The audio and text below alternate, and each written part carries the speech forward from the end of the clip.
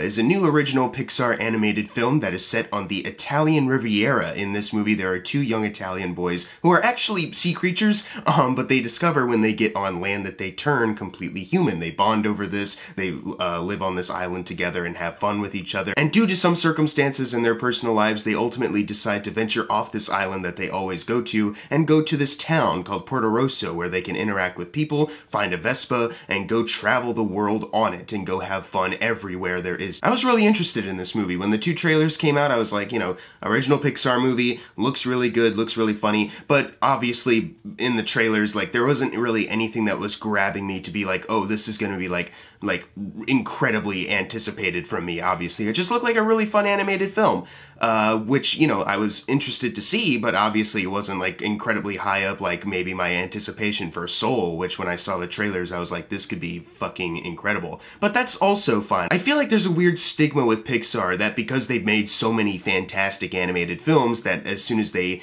don't make one or they make one that's just good, they've lost their touch and they can't get it back. There's no way, and any movie that's just maybe good or fine is one of their worst films. Like, I feel like the only movies I dislike from the Pixar filmography is just the Cars movies, but even then there's only one that I really hate, which is Cars 2, and the others are just kind of mediocre. I don't think I dislike any other one. Even, you know, a lot of people mention Brave or The Good Dinosaur.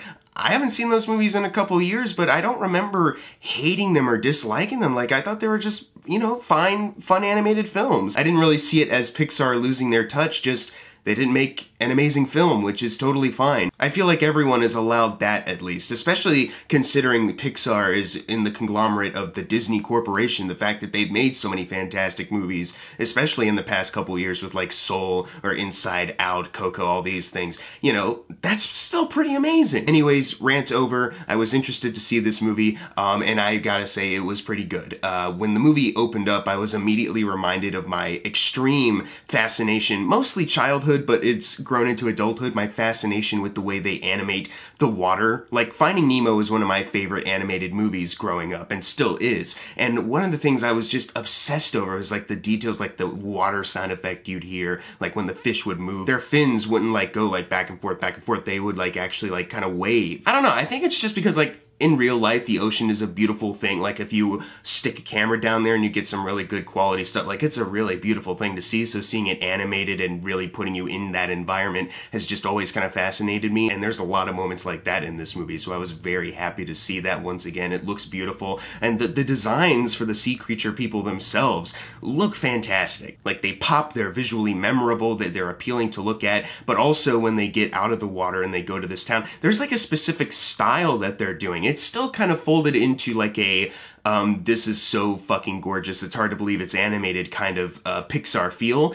but you can tell like the character models themselves have like a new kind of specific look to them that is really good. I'm glad to see Pixar make a movie that isn't just like the same kind of animation that they've done before. Obviously, I'm not trying to knock those movies at all, but it was just nice to see this animation studio kind of switch it up with how they modeled the characters, at least. I thought that was really interesting. So it's a gorgeous movie to look at, and it's also a gorgeous movie to listen to. The musical score by Dan Romer, I was kind of amazed at how wonderful it was. I didn't know who was composing it before, and I'm not particularly familiar with Dan Romer. I don't know if I've seen any of his other stuff before. I might have, but I was just kind of surprised that it sounded as good as it was. It was one of the highlights of the entire film for me, the musical score. I thought it was honestly really incredible and enchanting and sweet. It was also entertaining because I had a lot of fun with our characters. They're really fun, and they're really well voice acted. Our lead two, Alberto and Luca, played by Jack Dylan Grazer and Jacob Tremblay, they have really fantastic chemistry together. When they meet and start to bond, it's really fun to see. It's just really fun to see these two personalities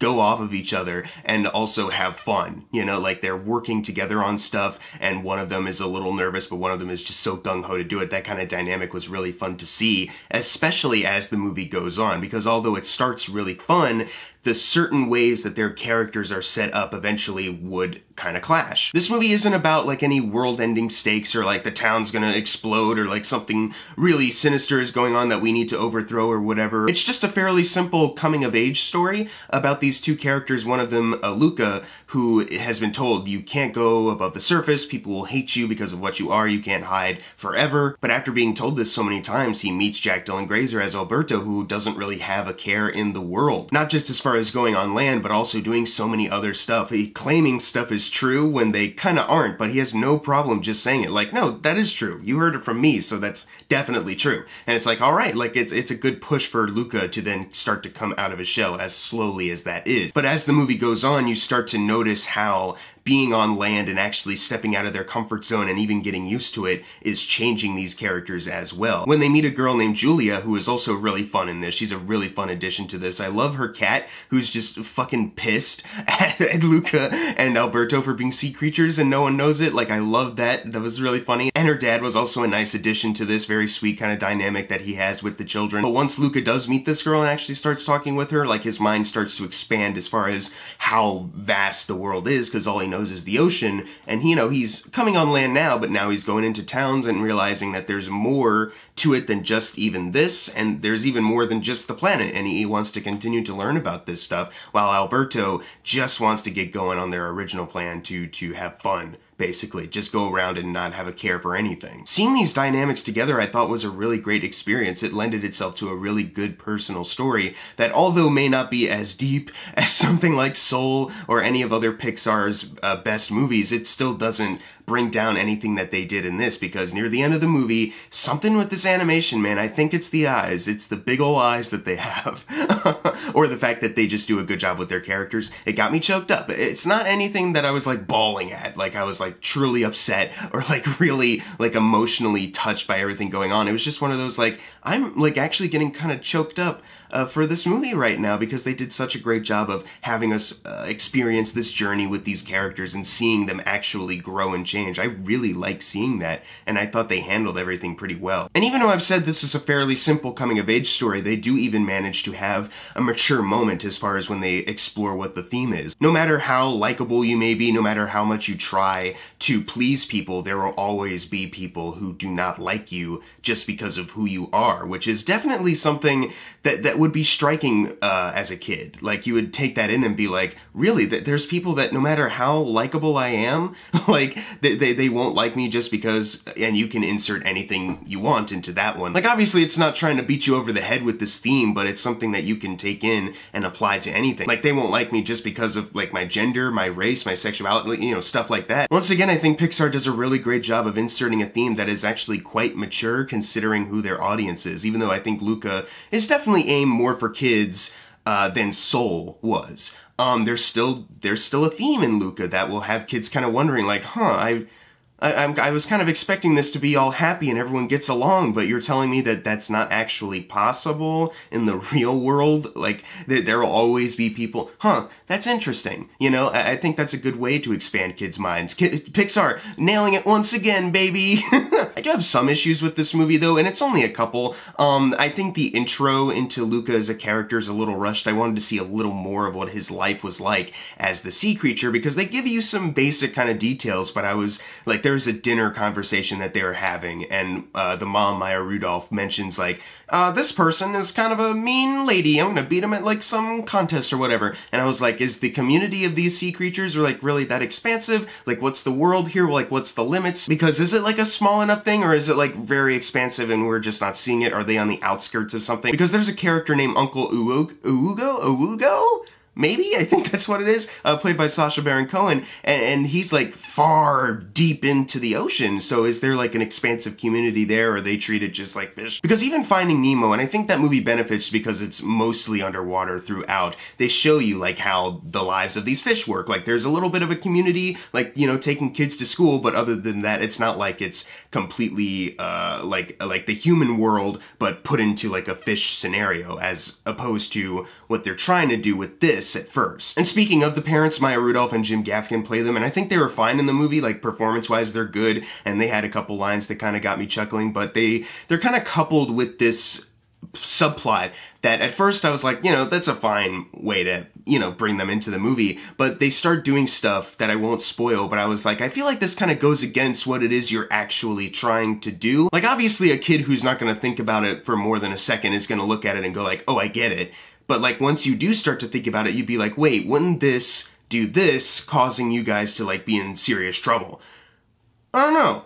Like, it just seemed like something that wasn't completely thought through. And then there's also the villain, who I actually was like entertained by a lot, because they do play up the fact that he's like a goof and like no one really likes or respects him in this town, and he just gets by because he bullies everyone in just such a weird way. But there's aspects to his writing that I just found kind of wonky. Like, at one point he literally throws a spear right by the heads of Luca and Alberto, which obviously he didn't kill them, but was he aiming for it, or was he completely confident that he was not going to hit them? Like, they're involved in like some race around the town every year this happens, and he's like too old to be in the contest, but the parents, even though the parents kind of get it, they don't call him out for it. Like, it seems like this is just an open secret that he's too old to compete in this thing, but he keeps showing up to it, and no one really cares, but they will mention that he's too old for it. So I was like, it's just a way to like paint him as like a scumbag villain character just for our kid heroes to go up against.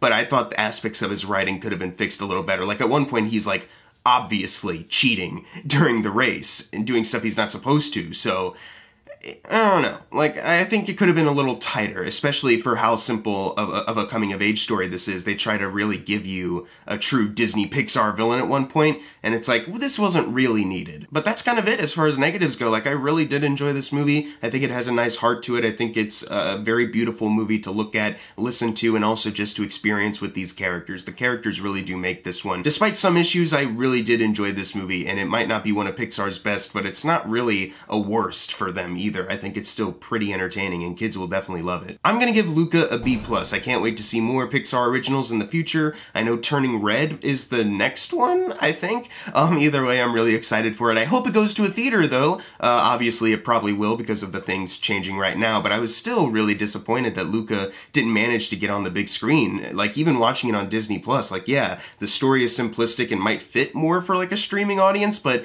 the fucking animation is gorgeous, you know? I would love to see this on a big screen. I would love to hear it, like, through these speakers, instead of, like, Peter Rabbit 2 or, like, The Boss Baby coming out this weekend. Like, that's crazy to me. This movie didn't go to theaters. It went to Disney+. No $30 premium access, no same-day theatrical release, same-day VOD release, nothing. Crazy to me. But if you've seen Luca, leave in the comments below what you thought of it, and as always, thank you guys for watching. Make sure to subscribe. I'm Jackson Fulcher. See you guys next time.